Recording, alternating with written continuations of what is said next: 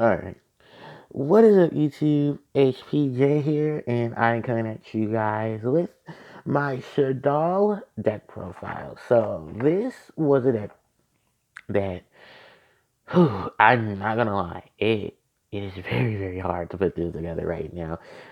It's not only because there's so many topping, but there are going to be various builds of this deck. So, you will see a lot of them, coming up. The current version that is hitting the popular scene right now, of course, is Invoked Shaddoll.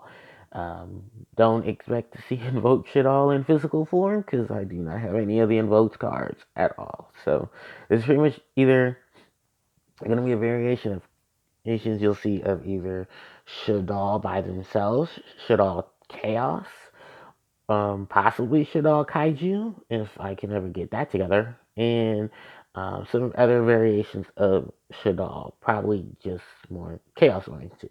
But yeah, this is the one I've been working on since the structure deck came out, and I hope you guys enjoy it. So, without further ado, let's get a look at my Shaddoll deck profile. So, starting off with the monster lineup, I'm running 3 copies of Shaddoll Wendy, 2 copies of Shaddoll Dragon, Shaddoll Skalmata, Shaddoll Falco, Shaddoll Hedgehog, one Yell Shaddoll Ariel, one Shaddoll Beast. So that is pretty much my lineup for the Shaddoll monsters. 3, 2, 2, 2, and then 3 1s. Then for the rest of the monsters in the main deck, I am running 3 copies of Damaged Juggler, 2 copies of Trick Clown, and 1 copy of Hat Tricker. So I at least have the clown, the Performer Mage engine to help back up the Shaddoll engine. And then last but not least, of course, is my hand trap.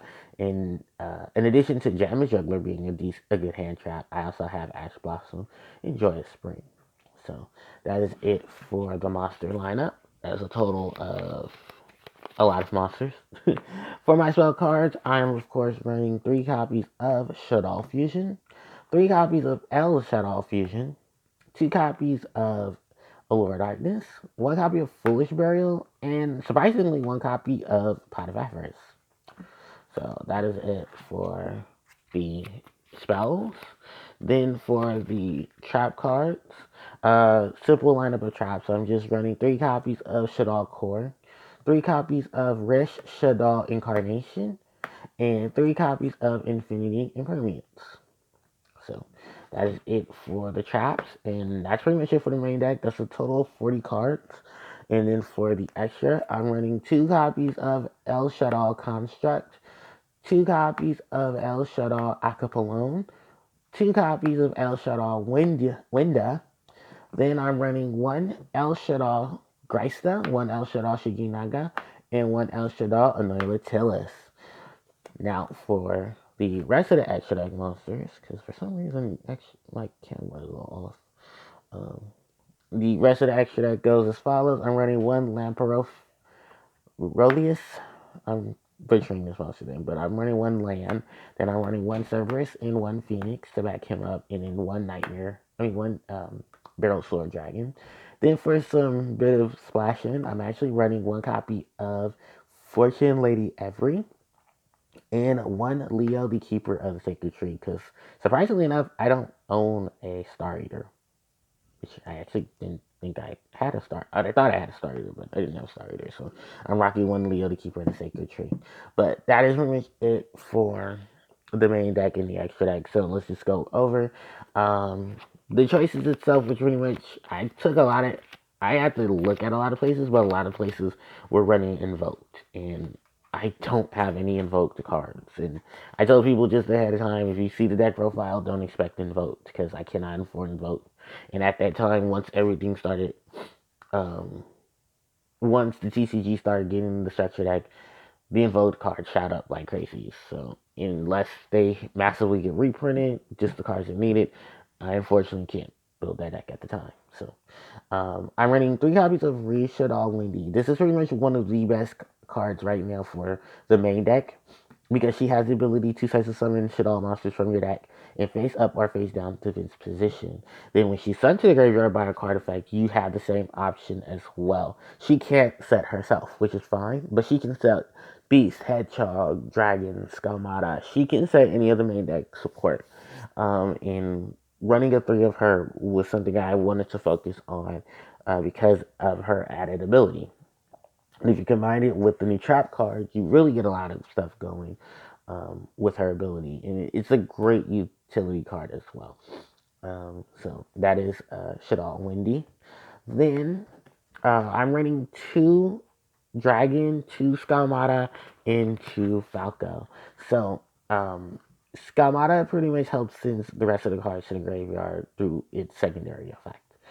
Falco is one of my options for when I summon a lot of the monsters from the graveyard or summon itself from the graveyard. And because it is my tuner, I wanted to focus. I wanted to have this focused as well. I didn't want to run the three because I didn't want to see this as often. But if I did ever find ways to put it to the graveyard, then I'd have this card as an option. Same thing with Skalmata and Dragon. For Dragon and Skalmata are pretty much removal if they're ever flipped. And then if they're sent to the graveyard, Dragon destroys those and traps, while Skalmata sends stuff to the graveyard, which does help with a lot of the combo plays, especially with the extra deck monsters.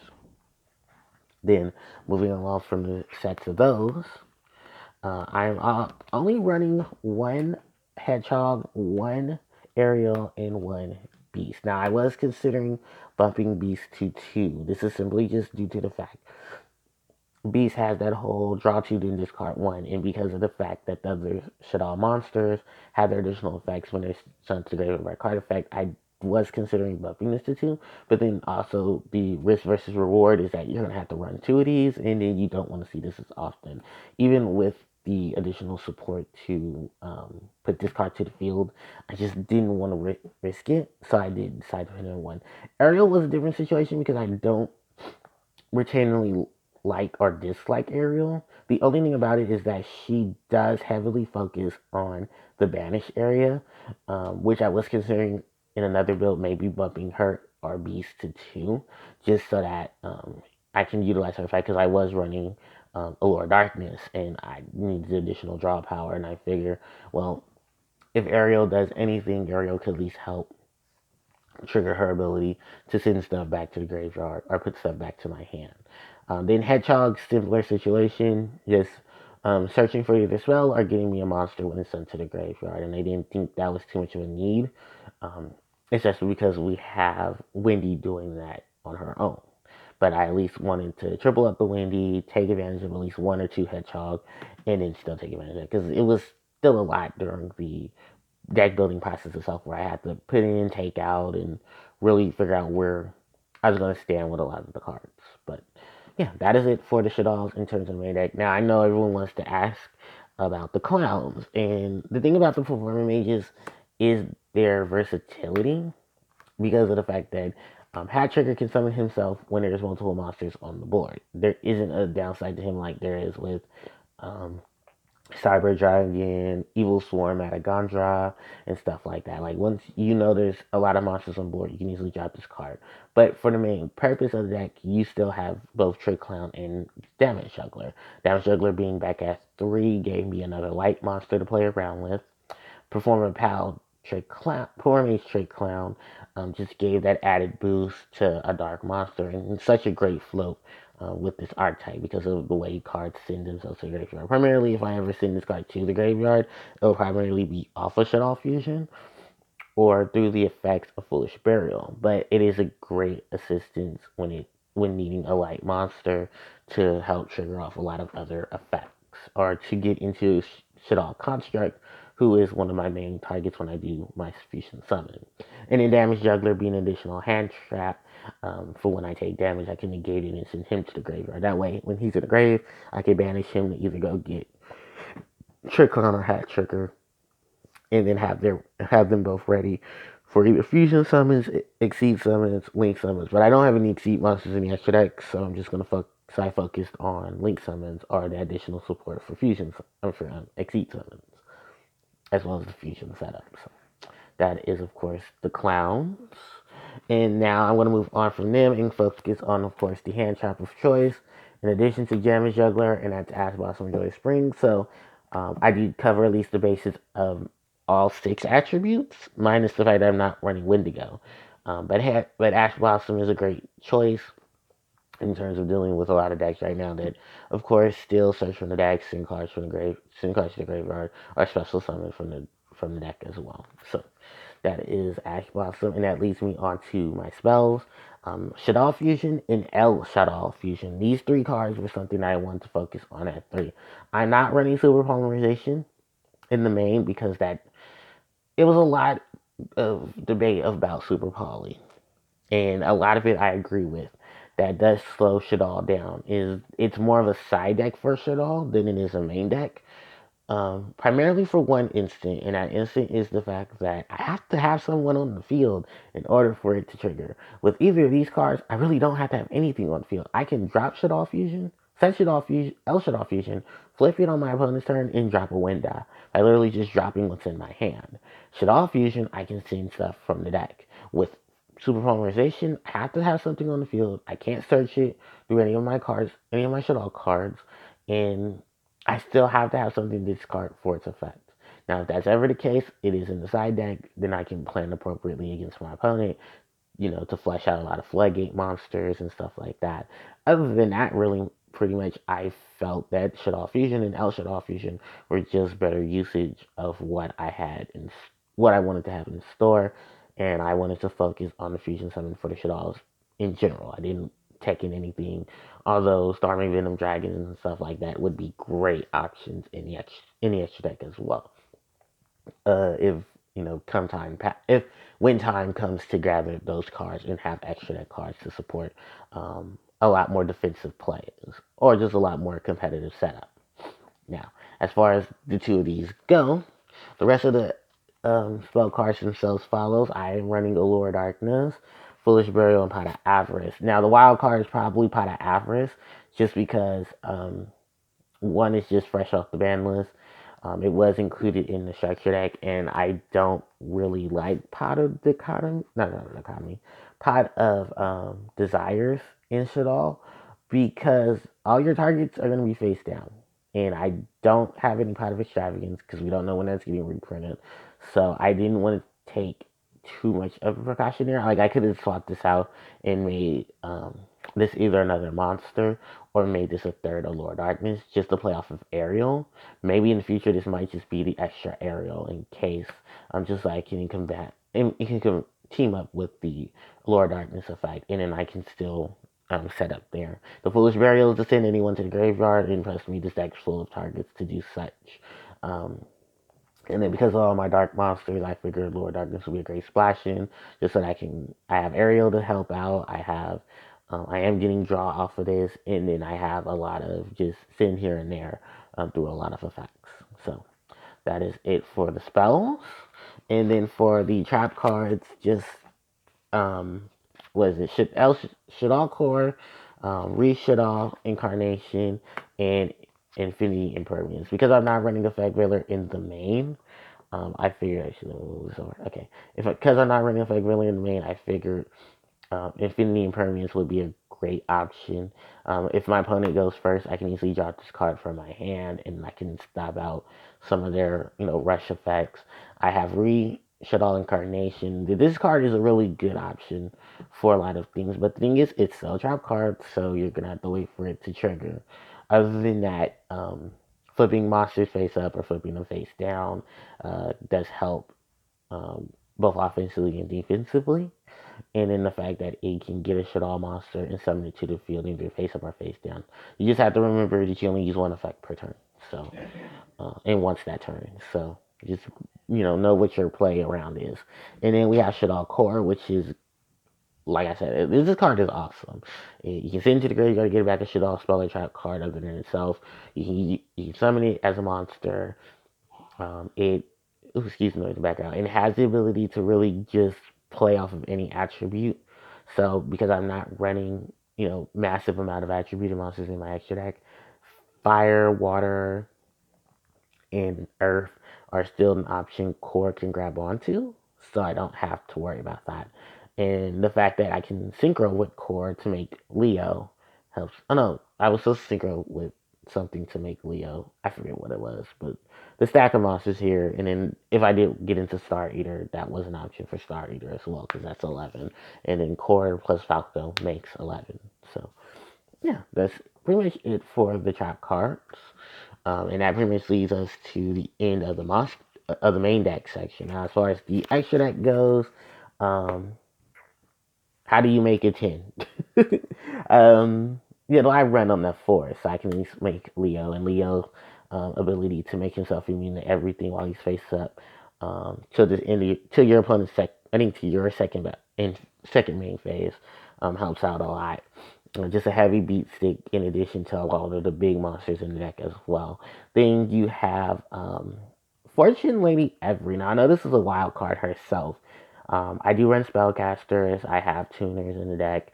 Um, you can easily just go into this between Falco and Beast, and then just play off of Ariel when she comes into play, so she can send stuff to graveyard. These aren't permanent options. I just want people to know that. Probably just take them out when I decide to build another variation of the deck. But these are some options that I did want to at least take on as I built the deck itself. Just trying to still get a feel of Shaddoll overall. And then my lineup for Link Monsters, Barrel Sword, Buff of the Nightmares, and Land Rope. Because the option of Shaddoll extra deck, besides its fusion, is of course Shaddoll Construct. And I did not really see myself making Construct. I ended up making a lot more of these guys than I did Construct. And just because land was such an easy input, like I just can use two monsters. That was an easy way to put onto the field, and then I can just, continue on with my fusions, my synchros, and stuff like that. Like I really can't wait for the end of March and the change to the master rule, because I can literally just not care too much about Link monsters at that point and where they point at. I just want to have more monsters on the field, because at that point I'm not like relegated to having to use link markers at any point in time. But I do get the benefits from Nightmare, Cerberus, and Phoenix to remove monsters and spells, and then of course the big sword dragon just swings at stuff and takes it out.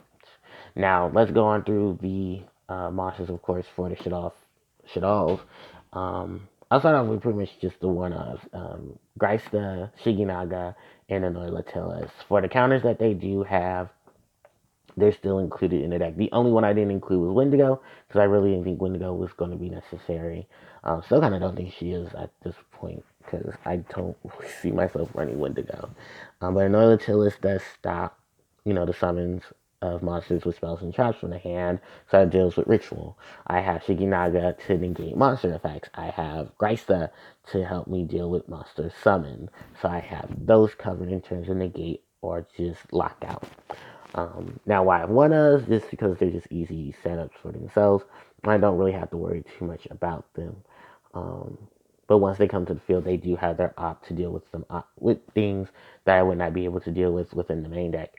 And that's why I do enjoy the Shaddolls as terms of fusion monsters, because just like heroes, they have those options to help you deal with a lot of things, especially based off of their own fusion cards, their own setup of monster effects, and then the lineup of things that they can do between the main and the extra.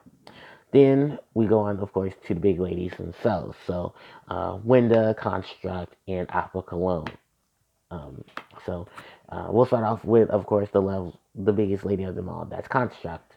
Being able to swing into a monster and not have to worry about being able to swing into a special summon monster and take it out automatically. Construct really makes herself that big wall. When she summons, she can send all cards to the graveyard, so that triggers off their abilities. You can get Shaddoll Core to help you go get either Shaddoll Fusion or El Shaddoll Fusion, whichever one you haven't used, or you can pick up some. You can even pick up Core itself.